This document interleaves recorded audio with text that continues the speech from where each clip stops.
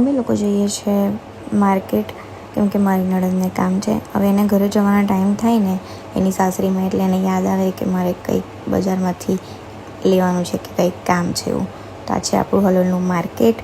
પછી એને આઈબ્રો કરાવવાની હતી, તો મારી ફ્રેન્ડના પાર્લર પર ગયા હતા એની આઈબ્રો કરવા માટે.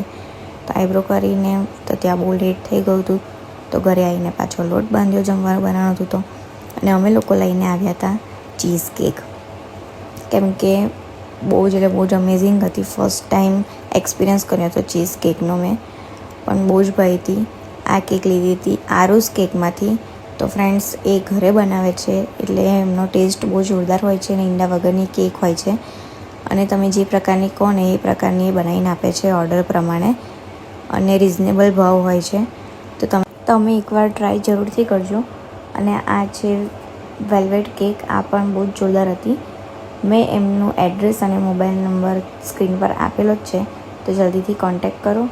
અને પછી અમારે પાછી સબ્જી બનાવવાની હતી, તો પનીરની સબ્જી બનાવવાનું પ્લાન હતો, તો એ બનાવ્યું. પછી બનાવી રોટી, પછી બધા બેઠા જમવા માટે. તો મળી બીજા નેક્સ્ટ બ્લોગમાં. Bye bye.